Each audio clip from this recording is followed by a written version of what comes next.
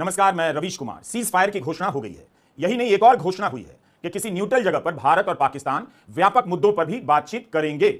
इसका मतलब है कि युद्ध और टकराव अभी रुक गया।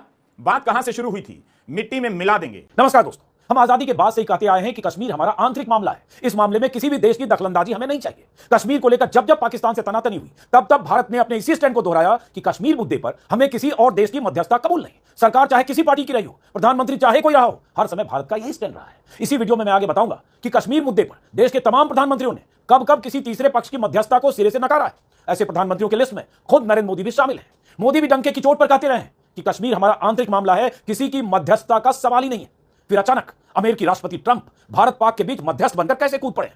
हुआ यूं कि पहलगाम के टेरर अटैक के बाद और खास करके ऑपरेशन सिंदूर लॉन्च होने के बाद हमने एक सिंपल सी पॉलिसी अडॉप्ट की कि भैया हम फुल सपोर्ट देंगे और सवाल नहीं करेंगे, क्योंकि ये युद्ध की बात है और एक बहुत बड़ा इनिशिएटिव जो सरकार ले रही है, और हमारे आर्म्ड फोर्सेस को तो हमेशा ही हम सपोर्ट करेंगे। सरकार पर भी इस समय सवाल उठाना सही नहीं होगा। हालांकि गलतियां बहुत कुछ थी, सवाल मन में बहुत थे, और गलतियां भी ऐसी ऐसी हुई हैं जो बहुत चौंका देने वाली है, लेकिन हम चुप रहे क्योंकि हमने कहा कि पहले ये जो फॉग ऑफ वॉर है उसे सेटल डाउन कर जाने दो, उसके बाद धीरे धीरे हम सवाल पूछेंगे, जवाब भी ढूंढेंगे।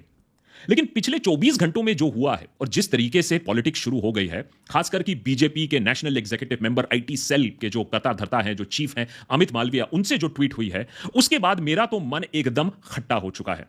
अस्सलाम वालेकुम नाज़रीन काम सियाने लोग कहते हैं कि जब आपको अपनी फतह का अंदाज़ा लगाना हो तो आप ये देखें कि दुश्मन के कैंपों से चीखों की कितनी आवाज़ें आ रही हैं।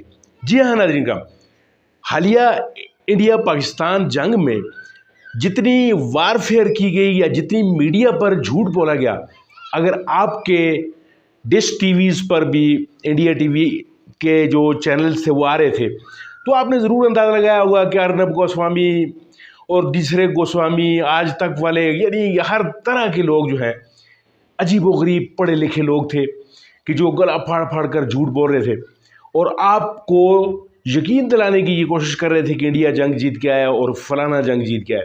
ध्यान नाज़रीन काम, आप परेशान ज़रूर हुए होंगे कि ये इन लोगों को क्या हो गया, ये कैसे पढ़े लिखे लोग हैं।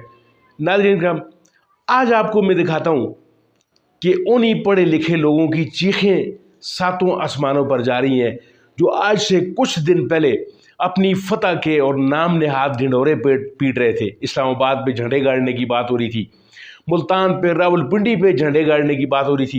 नाज़रीन काम, आप इंडियन मीडिया का ये नया जो रोना धोना है, आप ज़रा ये मुलाज़ा फरमाइए, इसे एंजॉय कीजिए, इसके बाद फिर बात करते हैं।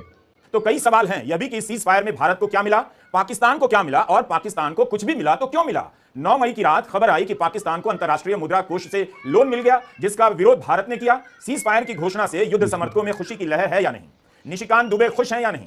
यही नहीं, सीज फायर की घोषणा सबसे पहले भारत ने नहीं की, पाकिस्तान ने नहीं की, राष्ट्रपति ट्रंप ने वॉशिंगटन से की। यह घोषणा कुछ अप्रत्याशित आपको नहीं लगी? सीमा पर भारत और पाकिस्तान आमने सामने हैं और घोषणा हो रही है अमेरिका से। तो यह है वो हिस्सा जिसे अमेरिका के राष्ट्रपति ने सोशल पर और एक्स पर पोस्ट किया। लिखा कि देर रात तक दोनों देशों के बीच अमेरिका की मध्यस्थता के बाद मुझे इसकी घोषणा करते हुए खुशी हो रही है कि भारत और पाकिस्तान पूरी तरह से और तुरंत ही सीज फायर के लिए तैयार हो गए हैं। कॉमन सेंस और विवेक का इस्तेमाल करने के लिए दोनों देशों को बधाई। इस मामले में ध्यान देने के लिए आप सभी का शुक्रिया। उनका पोस्ट खत्म होता है। क्या यह तीसरे देश का हस्तक्षेप नहीं है? शिमला समझौता तो यही था कि भारत और पाकिस्तान के बीच कोई तीसरा नहीं आएगा। पहले कार्यकाल में जब ट्रंप ने कश्मीर के मसले पर हस्तक्षेप की बात की थी तो भारत ने साफ साफ मना कर दिया, लेकिन अब तो ट्रंप घोषणा कर रहे हैं वॉशिंगटन से भारत पाकिस्तान से बात करेगा, इसकी भी सूचना वॉशिंगटन से आ रही है। अब यह साफ नहीं कि भारत और पाकिस्तान के बीच होने वाली बातचीत में कश्मीर भी शामिल होगा या केवल आतंकवाद के सवाल पर बात होगी। तब यह भी सरकार को साफ करना होगा कि आतंकवाद का सवाल कश्मीर से कैसे अलग हो जाता है। जितनी जल्दी हो सके भारत सरकार को इन सवालों के बारे में जवाब देने चाहिए। फिर अचानक अमेरिकी राष्ट्रपति ट्रंप भारत पाक के बीच मध्यस्थ बनकर कैसे कूद पड़े। उन्हें किसने दोनों देशों के बीच चौधरी बना दिया? भारत और पाक के बीच चौधरी बनकर कूदे अमेरिकी राष्ट्रपति का ताजा बयान कई सवाल पैदा करता है।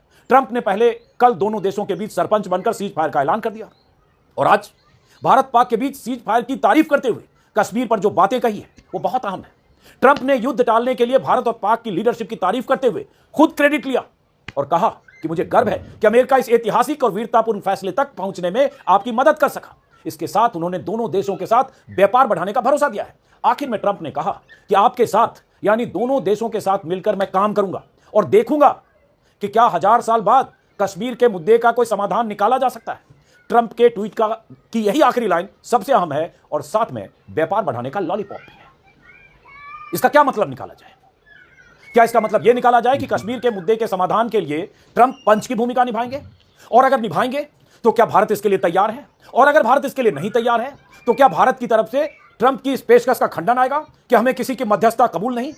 यह सवाल इसलिए भी पैदा होता है क्योंकि कल भी ट्रंप की तरफ से सीज फायर की घोषणा के तुरंत बाद अमेरिकी विदेश मंत्री ने ट्वीट करके जानकारी दी थी कि उन्होंने दोनों देशों के प्रधानमंत्रियों, विदेश मंत्रियों समेत भारत के एनएसए और पाकिस्तान के आर्मी चीफ से बात की है। अमेरिकी विदेश मंत्री मार्को रूबियो ने लिखा है कि दोनों देश सीज फायर के लिए तैयार हो गए हैं और किसी न्यूट्रल जगह पर कश्मीर के मुद्दे पर बात करने के लिए राजी हो गए।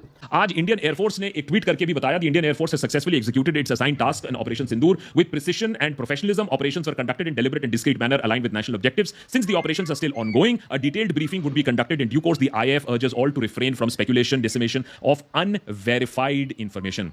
कौन सी unverified information की यहां बात हो रही है? Obviously रफाल की बात हो रही है, जिसके बारे में पाकिस्तान सुबह शाम ढिंढोरा पीट रहा है और जो पूरा नैरेटिव है ये जो ऑपरेशन सिंदूर का, उसे बदलने की कोशिश कर रहा है। रूबियो के ट्वीट को आप कैसे देखेंगे, जो लिखते हैं कि पिछले 48 घंटे से उपराष्ट्रपति वांस और मैं ने भारत और पाकिस्तान के वरिष्ठ अधिकारियों से बात की, प्रधानमंत्री नरेंद्र मोदी और प्रधानमंत्री शहबाज शरीफ से, विदेश मंत्री एस जयशंकर से, पाकिस्तान के सेना प्रमुख असीम मुनीर से, राष्ट्रीय सुरक्षा सलाहकार अजीत डोभाल और असीम मलिक से। मुझे यह बताते हुए खुशी हो रही है कि भारत और पाकिस्तान की सरकार तुरंत सीज फायर के लिए राजी हो गई। जल्दी ही किसी तटस्थ स्थान पर दोनों देशों के बीच व्यापक मुद्दों पर चर्चा होगी। हम शांति का मार्ग चुनने के लिए प्रधानमंत्री मोदी और प्रधानमंत्री शरीफ की, उनके विवेक और व्यवहारिकता की तारीफ करते हैं। अब बताइए, भारत कहता रहा है कि आतंकवाद के मसले पर पाकिस्तान से बात नहीं करेगा। मोदी सरकार ने किसी भी तरह की बातचीत बंद कर दी थी, तो क्या अब पाकिस्तान के साथ बातचीत होगी? इसे कैसे देखा जाए? अमेरिका के विदेश सचिव मार्को रूबियो बता रहे हैं न्यूट्रल जगह पर भारत और पाकिस्तान के बीच बातचीत होगी। अब सवाल उठेगा कि पाकिस्तान से बात करने का प्रस्ताव किसका था? भारत क्यों तैयार हुआ? सिंधु जल संधि को लेकर क्या फैसला हुआ? भारत ने तो निरस्त कर दिया था, क्या उसे बहाल किया जाएगा?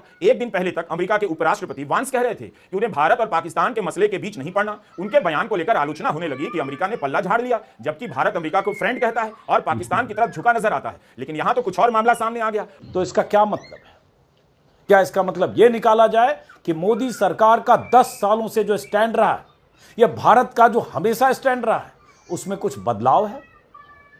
ऐसा मैं इसलिए कह रहा हूं क्योंकि मोदी सरकार का साफ मानना है कि आतंकवाद और बातचीत दोनों साथ साथ नहीं चल सकता। यही वजह है कि पाकिस्तान से बातचीत के दरवाजे बंद हैं। ट्रंप की तरफ से जो ऐलान हुआ उसके बाद अमेरिकी विदेश मंत्री ने कहा कि न्यूट्रल प्लेस पर दोनों देश बातचीत करने के लिए तैयार हो गए। उसके बाद कई सवाल पैदा होते हैं, सवालों का सिलसिला। कल देर शाम सीज फायर पर सहमति बनने के 2 घंटे बाद पाकिस्तान ने भारत के कई शहरों पर हमले शुरू कर दिए थे। आतंकवाद के खिलाफ पाकिस्तान ने किसी तरह का कोई लिखित भरोसा देना तो दूर, भारत को लेकर लगातार पाकिस्तान हमलावर है। पहलगाम के आतंकी अभी पकड़े नहीं गए, मारे नहीं गए, उनका कोई अता पता नहीं है। ऐसी स्थिति में किसी न्यूट्रल प्लेस पर बातचीत का एजेंडा क्या होगा?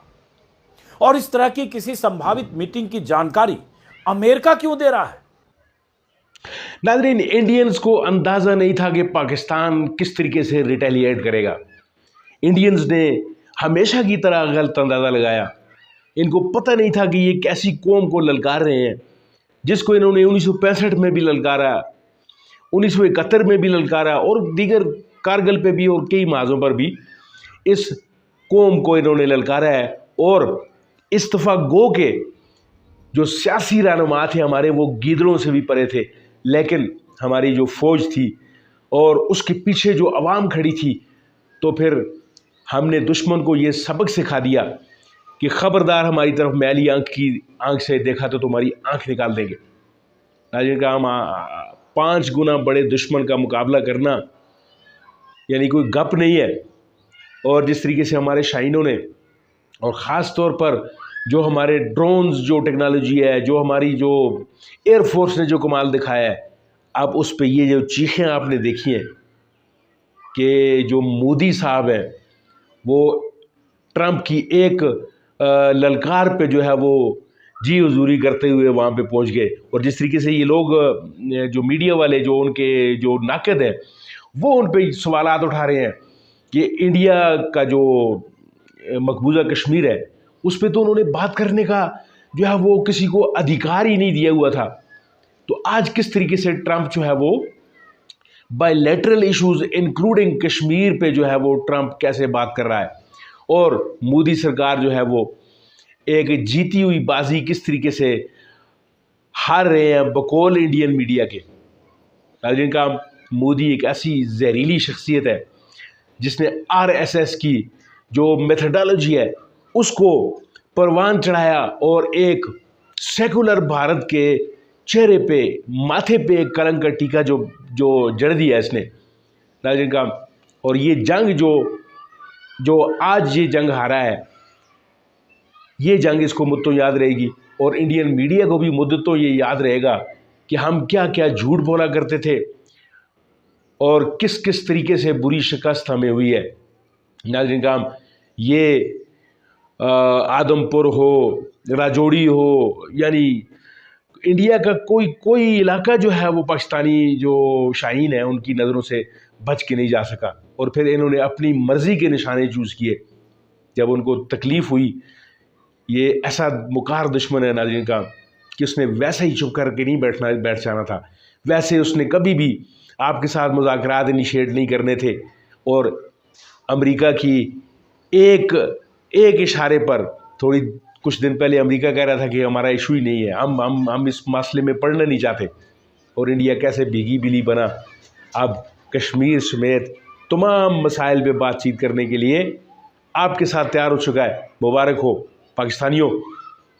काश इस मौके पे हमारा वो बहादुर लीडर जो है वो भी मौजूद होता, वो भी बाहर होता, जो कहता होता है मेरे पाकिस्तानियों, तो फिर हम तमाम पाकिस्तानी उसकी इस बात पर लब्बैक कहते हुए नज़र आते थे। उम्मीद करते हैं वो भी जल्द बाहर होगा। नाज़रीन का बहुत बहुत शुक्रिया यहाँ तक वीडियो देखने के लिए। अगर यहाँ तक आप पहुँच आए हैं तो इसको लाइक कीजिए, शेयर कीजिए और दोस्तों के साथ ज़रूर इसका जिक्र कीजिए इस वीडियो का, क्योंकि यही वीडियो हमारे वतन की बात कर रही है। यही वीडियो इंडियन मीडिया के चीखते चिल्लाते चेहरे को पेश कर रही है। आपका बहुत बहुत शुक्रिया।